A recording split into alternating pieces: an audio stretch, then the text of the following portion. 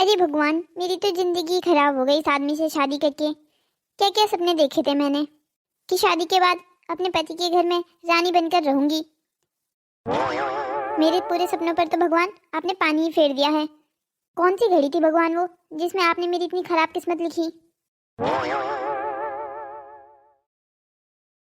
अरे भाग्यवान, किससे शिकायत कर रही हो मेरी? कौन है वो जिससे तुम अपना दुखड़ा सुना रही हो? कौन हो सकता है? एक भगवान ही तो है जिनसे मैं अपने दिल की बात कह सकती हूँ। अरे ऐसा क्यों कह रही हो? मैं भी तो हूँ। तुम क्या मुझसे अपने दिल की बात नहीं कह सकती? आपसे दिल की बात कहने का फायदा होता तब कुछ कहती ना। वैसे भी आपको मेरे बोलने पे क्या ही फर्क पड़ता है? अरे तुम ऐसा क्यों कह रही हो? भला मुझे अपनी बीवी की बातों पर क्यों फर्क नहीं पड़ेगा? अगर फर्क पड़ता तो आज हमारी ये हालत ना होती। अरे भाग्यवान, तुम फिर शुरू मत हो जाना। मैं अभी खेत से आया हूँ, बहुत थक गया हूँ। तुम्हारी ये सारी बातें रोज रोज सुनकर मैं थक गया हूँ, और अभी मुझ में इतनी क्षमता नहीं है कि मैं ये तुम्हारी सारी बातें फिर से सुनूं। क्यों नहीं है क्षमता? आपको सुननी होगी। देखो ना, रेखा का पति कितना अच्छा पैसा कमाता है। तुम भी उन्हें देखकर कुछ सीखो। और वो रेखा को हमेशा खुश रखता है, रानी बनाकर रखता है रानी अपनी पत्नी को वो। अरे तो तुम भी तो मेरे दिल की रानी हो, इस घर की महारानी हो। बस आपको तो ऐसे ही मजाक सोचते हैं जब भी मैं कुछ काम की बात करती हूँ। इसमें काम की बात क्या है? तुम क्या चाहती हो, मैं रेखा के पति की तरह बेईमानी करूं? ऐसी भी क्या ही बेईमानी करता है वो? तुम्हें नहीं पता वो अनाज में कितनी मिलावट करता है। तो इसमें कौन सी बड़ी बात है? हर कोई करता है, तुम्हें छोड़कर। पर मैं भी किसे समझा रही हूँ। इतना समय हो गया समझा समझा के, पर तुम्हारे पल्ले तो कोई बात ही नहीं पड़ती। पूरे गांव के लोग अनाज में मिलावट करते हैं, बस तुम्हें ही है, तुम्हें ही इस चीज से आपत्ति है। देखो सविता, हराम की रोटी कभी भी किसी को नहीं पचती। एक ना एक दिन भगवान सबका हिसाब लेता है। बस तुम अपनी यही बातें मुझे सुना सुना कर मेरा मुंह बंद करवा दिया करो।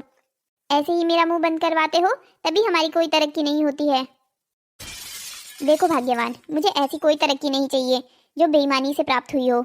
देखिए जी, आप मेरी बात सीधे सीधे मान लीजिए। अगर आपने इस बार मेरी बात नहीं मानी और फसल में मिलावट नहीं की तो मैं ये घर छोड़कर चली जाऊंगी। 2 पैसे हम ज्यादा कमा लेंगे तो इसमें क्या बुरा हो जाएगा? देखो सविता, बेईमानी के 2 पैसे भी मनुष्य को आरोपी बना देते हैं। मैं जानती थी आपको मेरी बातें समझ नहीं आएगी, और आपको समझाने का मेरा कोई फायदा भी नहीं है। अब आगे से जो भी करना होगा मैं वो खुद करूंगी। क्या करोगी तुम, बताओ जरा। मैं आपको बताना जरूरी नहीं समझती। मैं नहीं जी सकती और इतनी गरीबी में। सविता भी ना मेरी बात समझती ही नहीं है। अरे सविता, कैसे आना हो गया आज इस गरीब के घर? रेखा, तुम अपने आप को गरीब बोलकर क्या मेरी गरीबी का मजाक उड़ा रही हो? अरे ना बाबा ना, मैं ऐसा कर सकती हूँ क्या? लग तो कुछ ऐसा ही रहा है। जिस औरत के पास इतना बड़ा घर है, पहनने के लिए जेवर है, इतना अच्छा पति है, वो औरत अगर खुद को गरीब बुलाए तो भगवान ऐसा गरीब सबको बनाए। अरे तू भी ना सविता। अच्छा ये सब छोड़, ये बता इतनी गुस्से में क्यों है? अरे क्या बताऊँ रेखा तुझे, मैं तो अपने पति पर गुस्सा हूँ। रमेश भाई साहब पर? वो क्यों? मैं उस आदमी को समझा समझा के थक गई हूँ, पर वो है कि मेरी बात मानने को तैयार ही नहीं है। अब मैं अपनी समस्या लेकर तेरे पास आई हूँ, तू कुछ हल निकाल दे इस बात का। तू क्या चाहती है, मैं क्या करूँ? अरे मैं चाहती हूँ तो अपने पति से बात करके मेरे पति को भी अपने यहाँ काम पर लगवा ले। अरे सविता, तू तो जानती है ना हमारे यहाँ पहले से भी कितने मजदूर लगे हुए हैं। रेखा, मैं तुझे अपने पति को अपने यहाँ मजदूर रखने के लिए नहीं कह रही हूँ। तो फिर तू क्या चाहती है?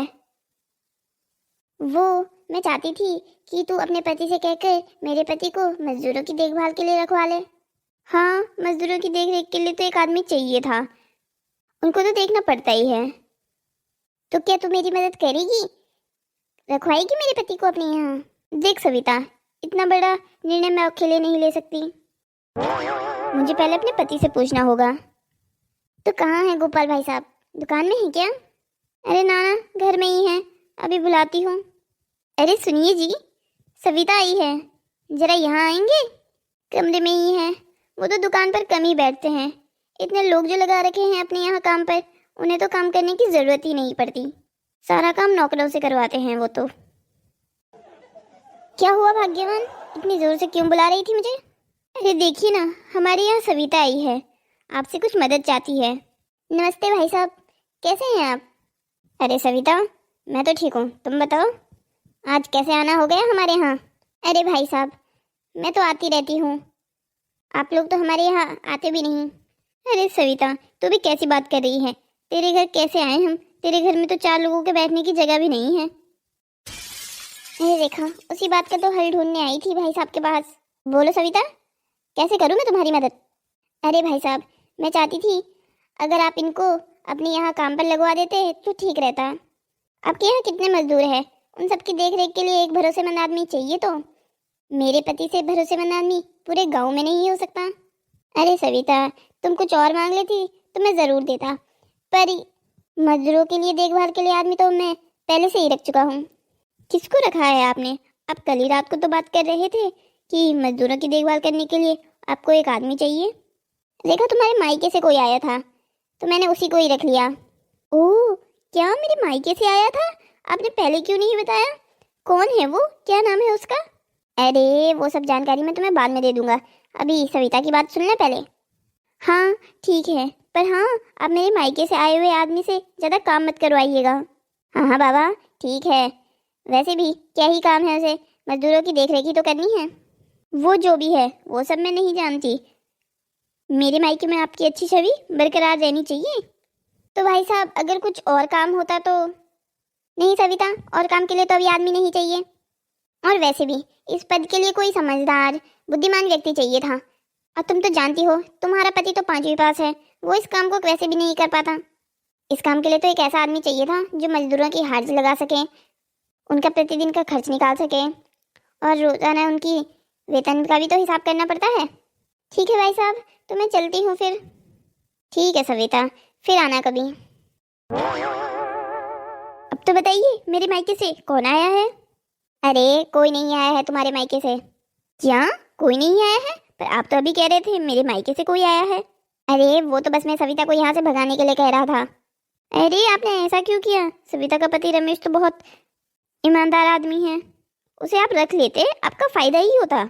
जानता हूँ, अच्छे से जानता हूँ कि बहुत ईमानदार आदमी है, इसीलिए तो उसे अपने यहाँ काम पर नहीं रखा। मैं समझी नहीं आपकी इस बात का कुछ मतलब। अरे तुम समझोगी भी नहीं, मुझे ही समझाना पड़ेगा। तुम जानती हो हम अनाज में कितनी मिलावट करते हैं और तब जाके उसे बाजार में बेचते हैं। अगर उसके पति ने ये सामने से देख लिया तो वो पक्का पुलिस में बंद करवा देगा मुझे।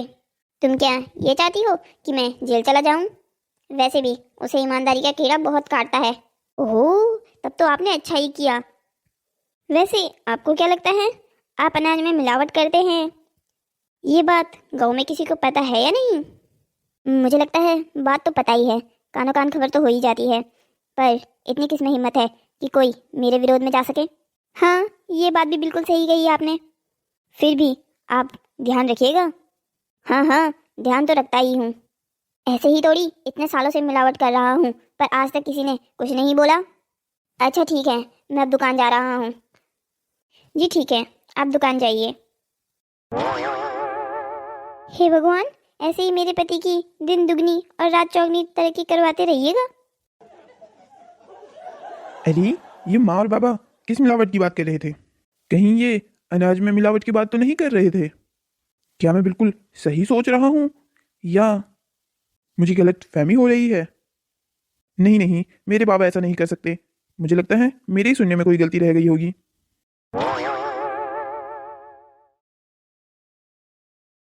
अरे सविता, कहाँ रह गई थी तुम? मैं तुम्हारा कब से इंतजार कर रहा था। मैं तो रेखा के घर गई थी। भरी दोपहरी में रेखा के घर? ऐसा भी क्या काम पड़ गया तुम्हें? काम तो कुछ नहीं पड़ा था, सोचा था उससे कहकर उसके पति से आपकी नौकरी लगवा दूंगी, और ये तुमने अकेले सोच लिया, मुझसे पूछना जरूरी भी नहीं समझा। आपसे पूछ पूछ कर ही तो सारे काम आज तक करती आई हूँ। क्या फल मिला मुझे? ये गरीबी। मैं और अभी इस गरीबी में नहीं रहना चाहती, इसीलिए उनके पास गई थी। सविता, तुम मेरी बात समझती क्यों नहीं हो? हमारे पास ईश्वर का दिया हुआ जो भी है ईमानदारी से है।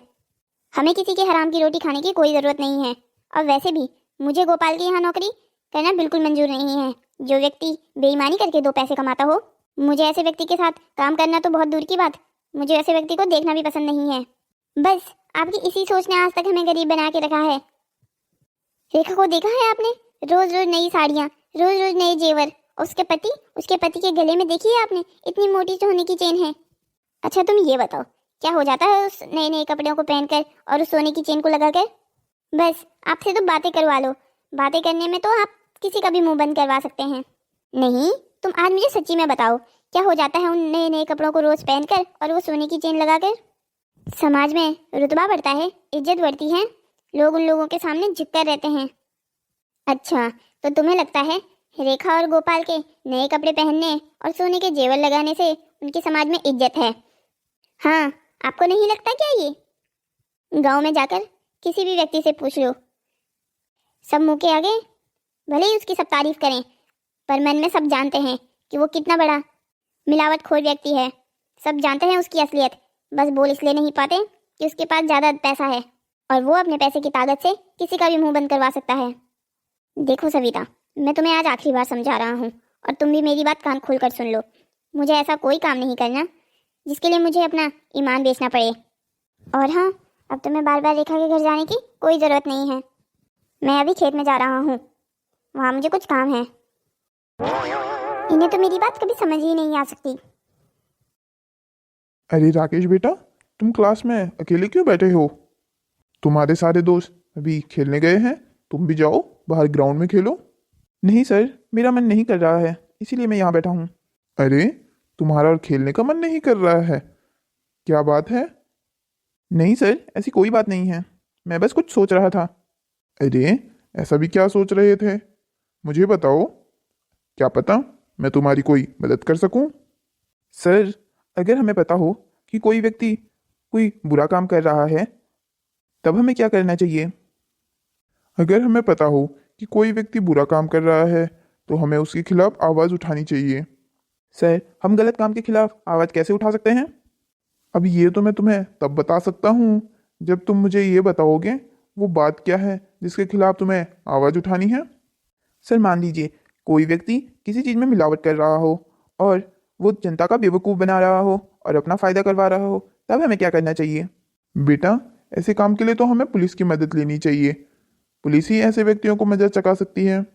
सर, अगर वो कोई हमारा जान पहचान का हुआ तो तब भी क्या हमें पुलिस के पास जाना चाहिए? देखो बेटा, बेईमान व्यक्ति कभी किसी का सगा नहीं हो सकता, और वैसे भी अपराध के खिलाफ कदम उठाना हमारा परम कर्तव्य होता है। सर, मैं आपकी बात समझ गया, अब मैं जानता हूँ कि मुझे क्या करना है। अरे मालिक, आ गए आप। जैसा आपने कहा था सारा काम वैसे हो गया है। बहुत बढ़िया, बहुत अच्छा काम किया है तुम लोगों ने। अच्छा ये बताओ, 5 किलो चावल में कितने सफ़ेद कंकड़ मिलाए हैं तुमने? मालिक, 5 किलो चावल में 2 किलो सफ़ेद कंकड़ मिलाया है हमने, और जैसा आपने कहा था काली दाल में काले कंकड़। बहुत बढ़िया, मेरे साथ रह रह के तुम सब समझदार हो गए हो। ऐसे ही काम करते रहो, जल्द ही तुम्हारी भी बहुत ऊंची तरक्की होगी। जी मालिक, बस आपका आशीर्वाद बना रहे तो जल्द ही हम सबकी बहुत ऊंची तरक्की होगी। अच्छा ये बताओ, ये बोरियां पूरी आ गई है ना? आज तुम्हें पता है ना शहर माल भिजवाना है। हाँ हाँ मालिक, सारी बोरियां आ गई है, बस अभी वो थोड़ी देर में ही सिलाई वाला आने वाला है। वो सारे कट्टों को जब सिल देगा तो गाड़ी में सारा माल लोड करवा दूंगा, आप चिंता मत कीजिए। चलो ठीक है, तुम ये सारा काम करवा लेना, मैं ज़रा घर जाके आता हूँ। जी मालिक, आप आराम से घर जाइए, यहाँ मैं सारा काम देख लूँगा। अरे बेटा, ये तू क्या कह रहा है? ऐसा कुछ नहीं है, तूने जो भी सुना है वो सब गलत है। माँ, आप प्लीज़ मुझसे झूठ मत बोलिए, मैंने खुद अपने कानों से सुना था आपको और बाबा को बात करते हुए कि बाबा अनाज में कैसे मिलावट करते हैं और कैसे ग्राहकों को बेचते हैं। अरे नहीं बेटा, वो तो हम किसी और की बात कर रहे थे। भला तेरे बाबा भी ऐसा काम कर सकते हैं क्या? देखिए माँ, आपको मुझसे झूठ बोलने की कोई ज़रूरत नहीं है। गांव में सभी लोग अनाज बेचते हैं, किसी का तो इतना बड़ा घर नहीं है, और कोई भी औरत आपके जैसे ऐसे रोज सोना चांदी के गहने भी नहीं पहनती। माँ देखिए, बेईमानी का काम बहुत बुरा होता है, आपको और बाबा को ये बात समझनी चाहिए। अरे क्या बातें चल रही है दोनों माँ बेटे की। और राकेश, आज तुम स्कूल से जल्दी आ गए बेटा? बाबा, मुझे आपसे बहुत ज़रूरी बात करनी थी, इसीलिए मैं आज जल्दी घर आ गया। हाँ हाँ, बताओ क्या चाहिए तुम्हें?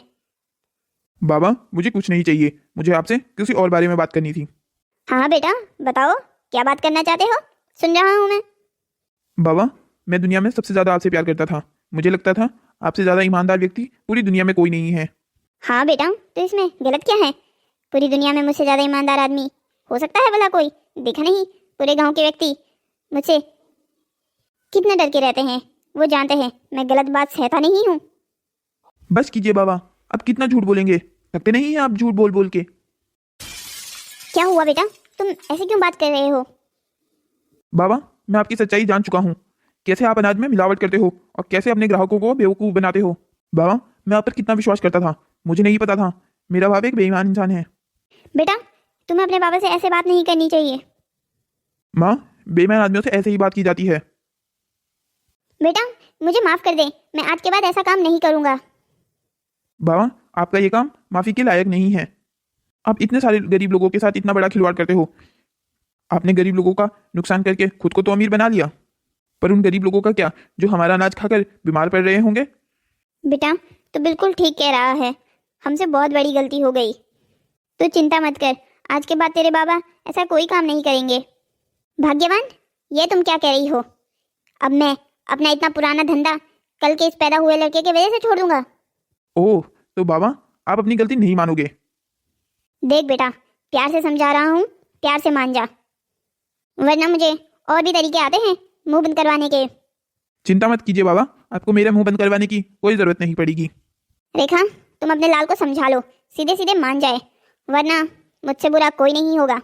मैं अभी दुकान जा रहा हूँ, सामान शहर जाने वाला है, जरा उसको देख लूँ।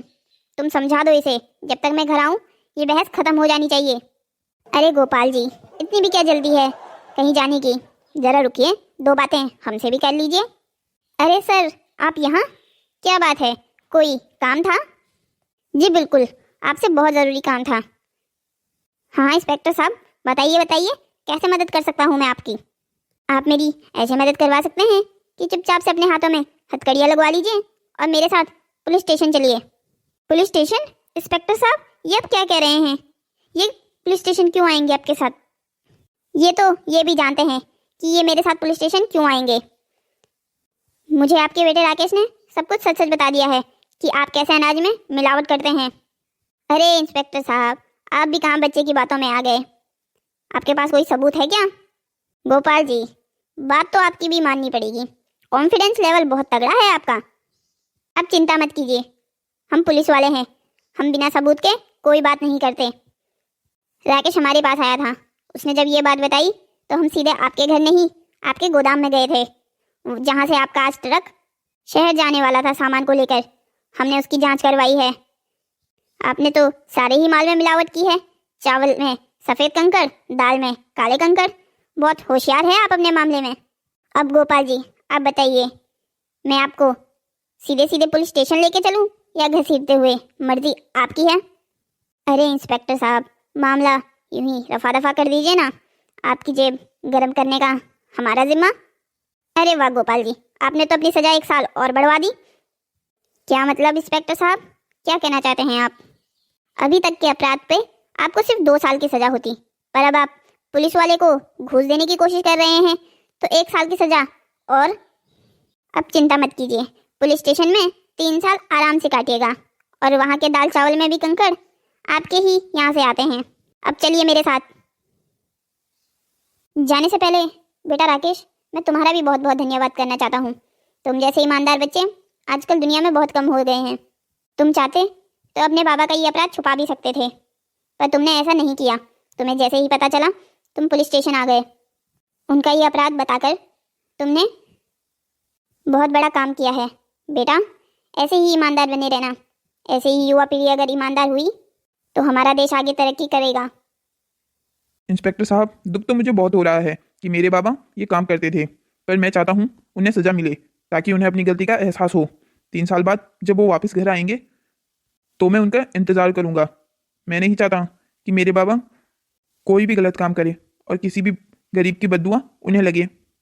देखिए गोपाल जी, आपका बेटा कितना समझदार है। चलिए आप मेरे साथ, हमारे पुलिस स्टेशन जाने का टाइम हो गया है।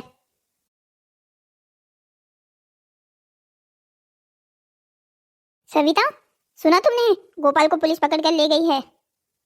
हाँ, पता चल गया है मुझे। ओह, तो खबर पहले ही घर पे पहुंच चुकी है। मुझे लगा तुम्हें नहीं पता होगा, इसलिए ही बताने चला आया। नहीं, थोड़ी देर पहले रीमा आई थी, उसने सब कुछ बताया। आप मुझे माफ़ कर दीजिए, मैं आपको भी बेईमानी करने के लिए प्रोत्साहित कर रही थी। कोई बात नहीं, तुम्हें अपनी गलती का एहसास है, वही काफ़ी है। तुमने देखा ना बेईमानी का फल कैसा होता है। उसके खुद के ही बेटे ने उसे जेल पहुंचा दिया। तो कैसी लगी आपको हमारी कहानी? ऐसी ही मज़ेदार कहानियों को देखने के लिए हमारे चैनल को सब्सक्राइब करें, शेयर करें और हाँ, कमेंट करना मत भूलिएगा।